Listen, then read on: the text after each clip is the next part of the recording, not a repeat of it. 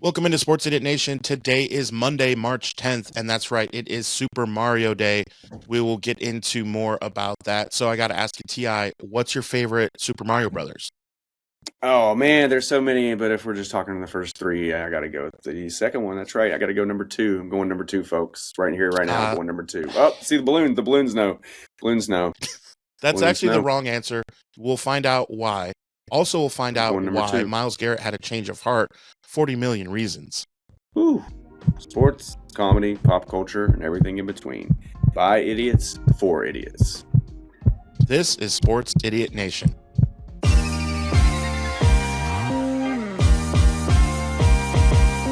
Sports, comedy, pop culture, and everything in between.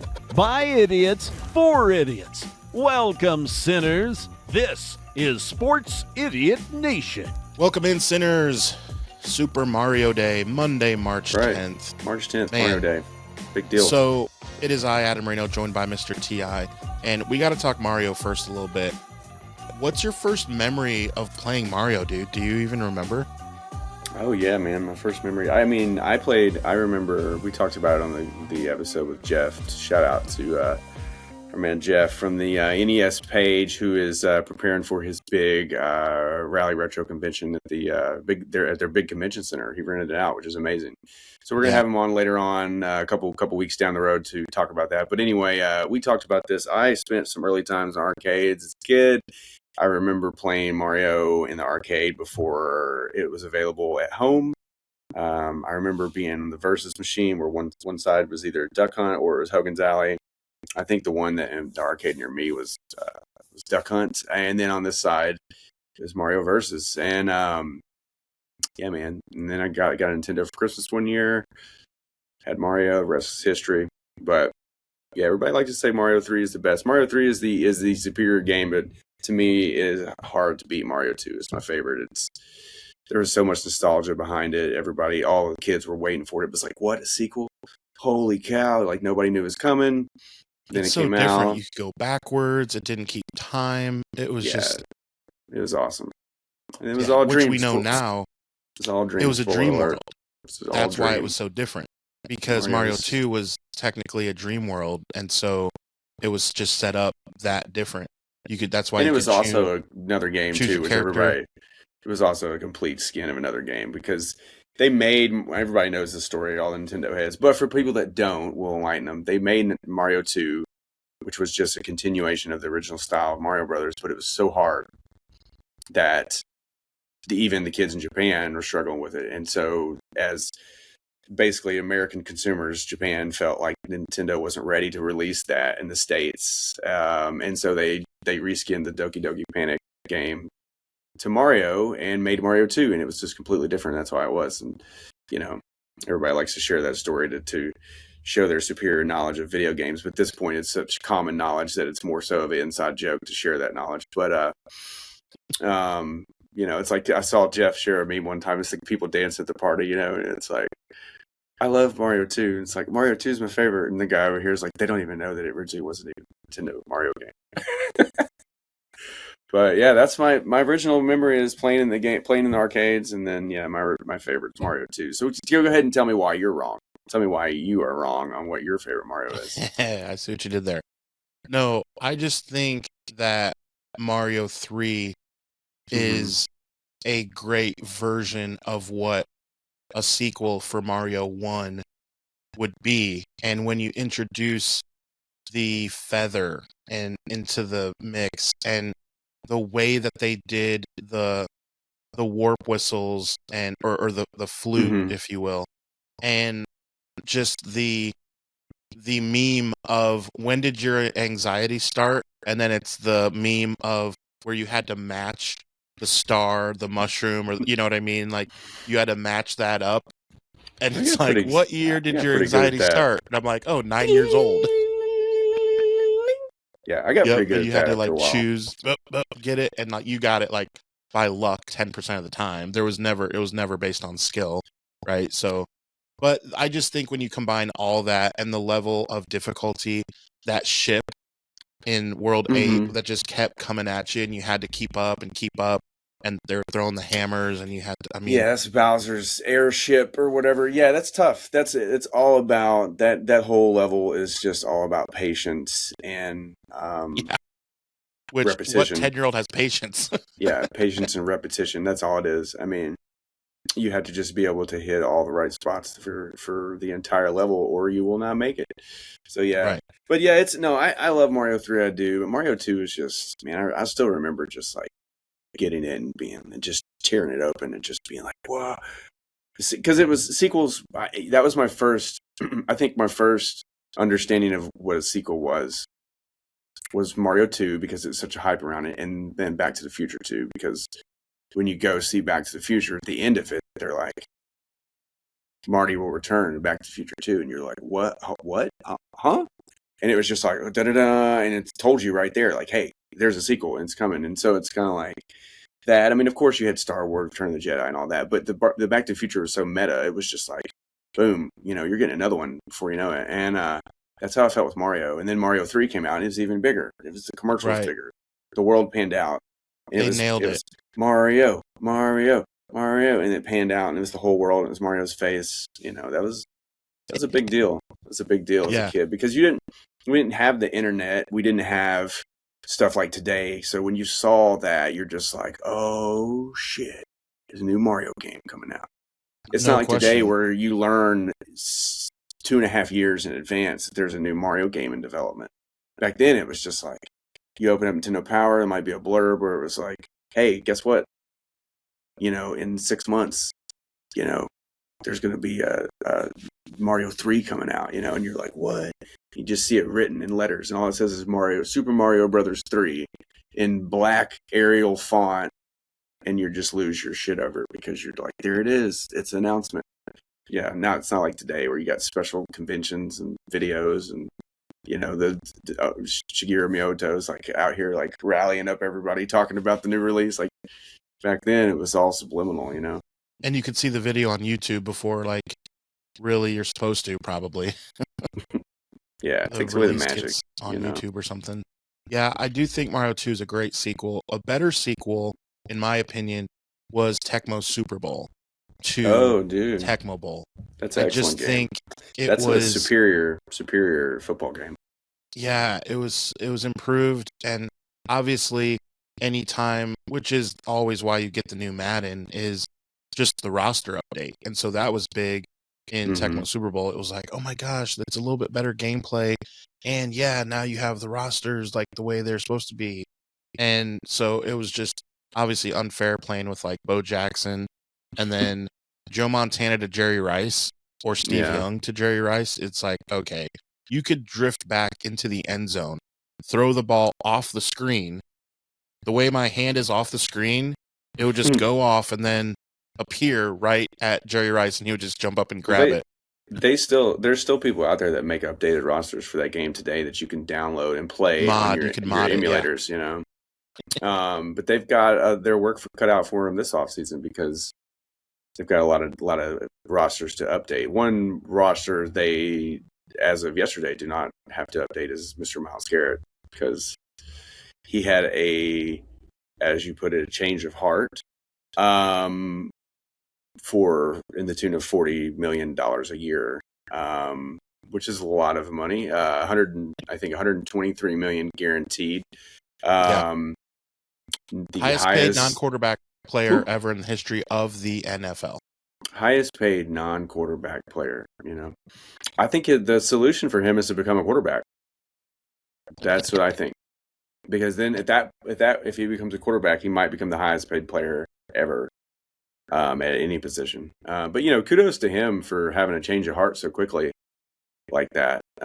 He hates the franchise and the fans in the city. Well, he doesn't hate the fans in the city, I'm sure, but he does not like the franchise and the direction they're headed. But my question is, where do they find all that money after they've paid Deshaun Watson like $174 million over the past 3 years for like 9 victories?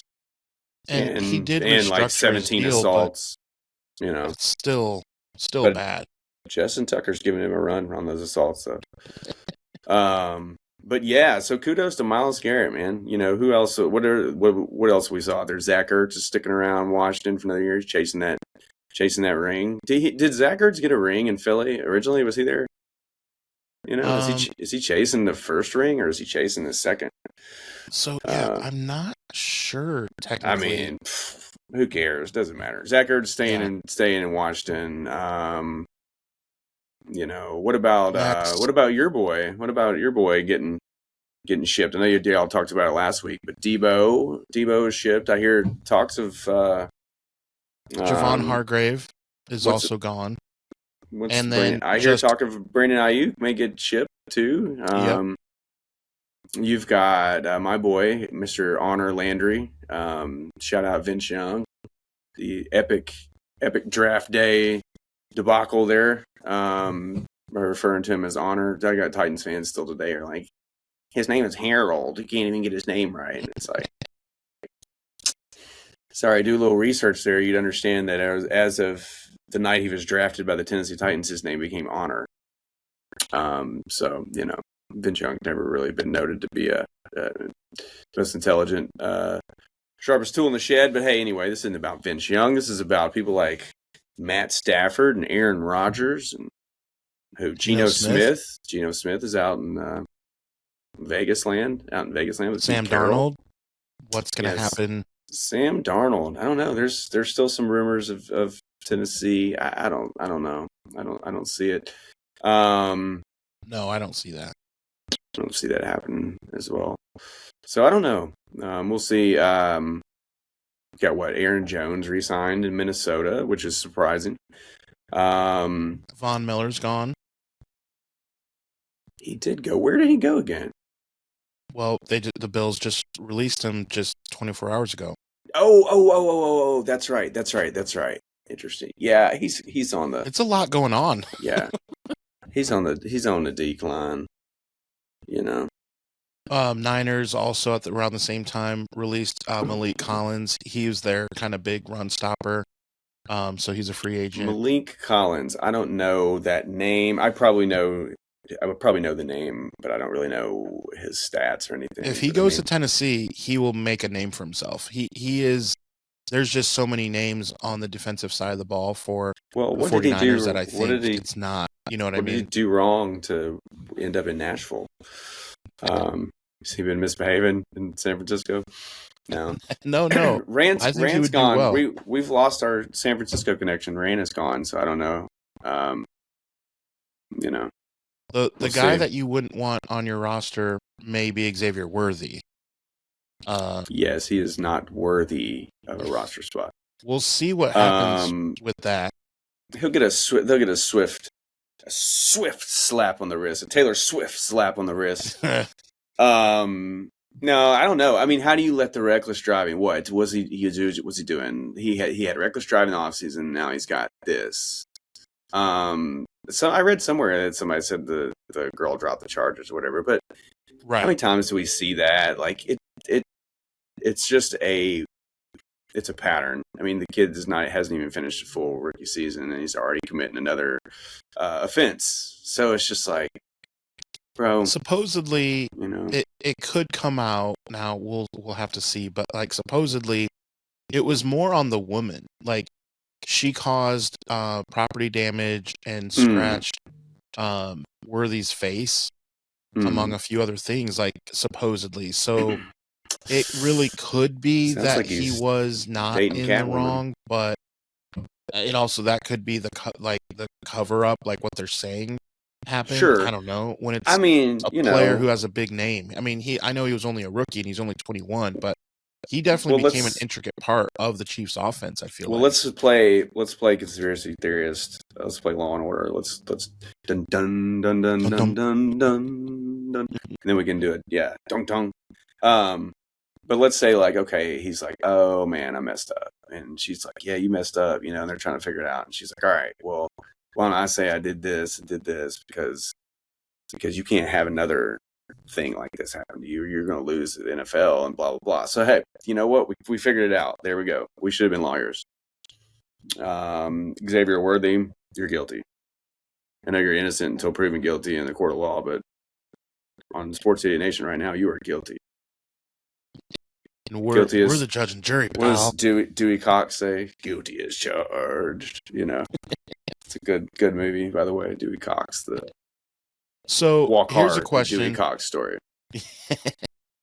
Here's a question. So Matthew Stafford started the quarterback domino effect as far as, well, if he goes here, he goes there. If he goes there, then that guy goes there. So, and the way it started was basically he didn't go anywhere. We know that now. He stayed. So now my question is, when you go through everything, the guy that has the biggest question mark, because Geno Smith is one of those dominoes that went to the Raiders, and that is Aaron Rodgers, because I thought the Rams and the Raiders were two teams that made a lot of sense for Aaron Rodgers to kind of be interested, and they would be maybe interested in his services. I mean, if you're in Vegas and you're Tom Brady and you're help calling the shots, to get butts in the seats, that's number one, actually, that people don't want to talk about. Number one is money. Number two is winning. And so you kind of feed both mouths, if you will, with Aaron Rodgers in Las Vegas. Like, that's a show, dinner and a show. Like, hey, let's go out and gamble, let's go out to eat, and then we'll see Aaron Rodgers play. Like, that's a thing. So, okay, sure. I kind of thought that could work. Now, well, you got to watch Pittsburgh. You got to see what they do. Pittsburgh's got two quarterbacks that other teams want, and they're not really sold on either of them, I think. I think they would probably ditch both of them for Aaron Rodgers, no matter – I mean, I think they would trade both their stats, both Justin Fields and Russell Wilson stats, for Aaron Rodgers stats last year. I think Aaron Rodgers would have produced more wins. I think the Steelers had a better overall team than the Jets. And I think Aaron Rodgers could have managed that team to, maybe a 10-win easily. So I think that's a team to watch. A lot of people haven't linked to Nashville. He does have a house here in Franklin.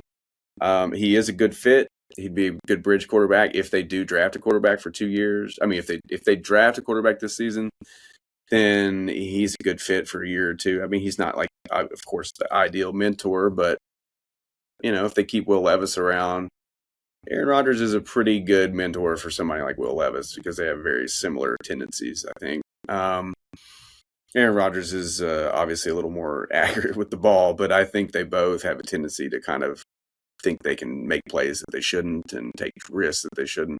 So, like, if Will Levis sticks around and we draft a young quarterback and they bring in somebody like Aaron Rodgers, I don't think that's the end of the world. We're a few years away from competing anyway, so why not give us a better chance with somebody like that than throwing, Cam Ward to the Wolves and ruin him, within the first 3 years because he got sacked 100 times. Is that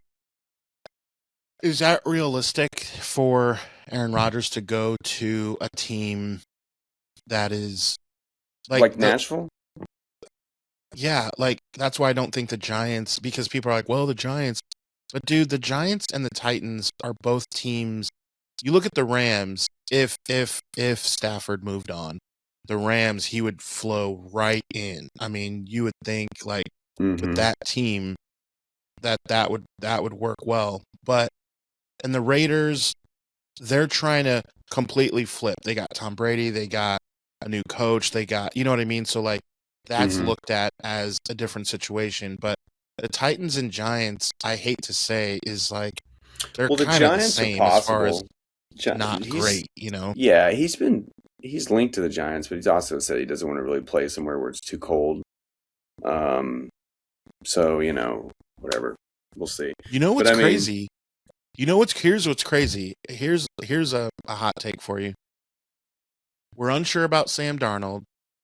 Name a quarterback who played for Green Bay and then the Jets and then the Minnesota Vikings. Oh. Can you think of a quarterback? No, not at all. Never heard of him. Yeah, he was never your favorite quarterback or anything. No, I mean, he didn't ruin his career by sending out pictures of his junk or anything. I mean, could he end Could up Aaron Minnesota? Rodgers? I did throw that out there. That would be the trajectory he would need to finish. But it just depends how. See, Brett Favre felt like spurned. And I don't think Aaron Rodgers does by Green Bay. Favre felt like he was like ushered out. But it's like, bro, you can't leave the party 5 times. Like, eventually you got to go, man. And like, you can't just be like, wait till everybody's talking about you and then show up an hour later and be like, oh, I'm back, and be like, no, we kind of moved on to Aaron now. So, but we're not going to trade you to Minnesota. That was the whole thing. He asked to be traded there and they were like, no. So he had a clause where he had to, like, if he sat out a year, he could. So he just goes to the Jets for a year just so he could get back at him and go to Minnesota and almost wins the Super Bowl. So, I mean, it's pretty funny if you think about it, like it was just angry. Yeah. I don't think Aaron Rodgers is an angry player. I think Brett Favre was angry at that point in his life. But Aaron Rodgers is definitely weird. Yeah, he's weird, but I don't think he's angry or vindictive. I think he's just him. He's like, hey, like the documentary said, the enigma. Is he really an enigma? No, I don't think so. Maybe he is for the teams that sign him, but but other than that, I mean, he's pretty good for business. He's good for clicks and he's good for views. So, like you said, case in point, like why in Vegas, go after him. So we'll see. That's I don't what know. thought. I don't know where he'll land. He'll land somewhere. He's Aaron Rodgers. Maybe he lands in maybe he lands in Chicago. Another question: could he be done? I mean, he could very well be done. What's he got to play for, man? Super Bowl MVP, Super Bowl champion. He's already got he's already got one of the things that 80% of players never get, and 90% of the players never get. He's already got. He was three-time MVP. I mean, You could say he's top 10 of all time. There could be an argument, he's stats wise and stuff. I mean, efficiency and touchdown to interception ratio, I think he's number 1. And years of domination. I mean, there was a 4-year period where because Tom Brady was like more looked at as like dink and dunk and manage the game and do it superbly and was a really, really, really, really great quarterback.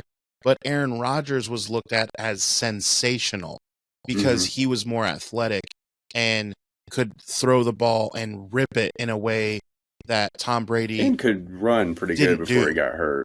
He was. I mean, he always did the belt. For sure. So that's part of it too. But I mean, other than that, I mean, who else is out there? I mean, does Ryan Tannehill make it? Does his name pop back around? Like he kept saying, "Hey, if the right situation presents itself, then sure." Yeah, and then Colin Kaepernick. But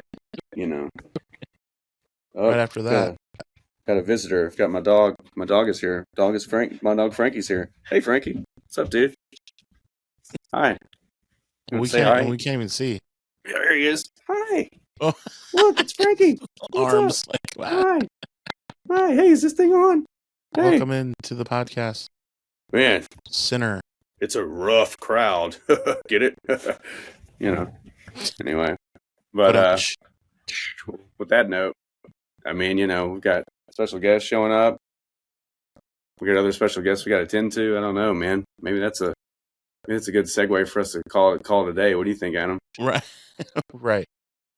Reminder to catch us on all the social media, Facebook, Instagram, you name it. We're there. New episodes, of course, are every Monday and Thursday. Putting in work. Yeah. So be sure to like and subscribe. Follow us on YouTube as well. That's the most fun way to Next watch Monday, we'll be talking about basketball. Oh, man. Lots of it. Yep. Lots of it. Lots of basketball, NBA heating up, and then of course it is officially March Madness. So next week will be a lot of basketball talk, and we're here for it. So, well, of course you're definitely here for it with Auburn, looking to do pretty well. They took a couple losses towards the end of the year, but you know what? But still, take them now. It's A&M and Alabama. They lost to the 2 ranked teams. Alabama's number 7. They're rival. They already beat them once. Like, of course, man. I mean, that's the way it goes, I expected them to lose to Alabama once. I didn't see the A&M loss coming, but it was pretty shocking. And Alabama was on a last-second shot in overtime. So I mean, Crazy. I'm not worried about anything. They're locked in. But that's a lot of games though for 18, 19-year-olds, dude. I mean, when it boils down to it, I mean, college basketball they play a lot of games, and at least from the SEC standpoint, they play hard and they beat each other to death. So yeah, we'll get into more of that basketball next week. Tune in next week. Yep. So in the meantime, we will see you Thursday. Okay, all you sinners, follow Sports Idiot Nation on TikTok, X, and Instagram. Like us on Facebook, and remember, the most fun way to watch us is on YouTube every Monday and Thursday.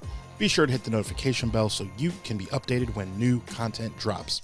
Remember, the podcast can also be found on the usual suspects of Apple Podcasts and Spotify. Always remember, don't be an idiot. Sinner.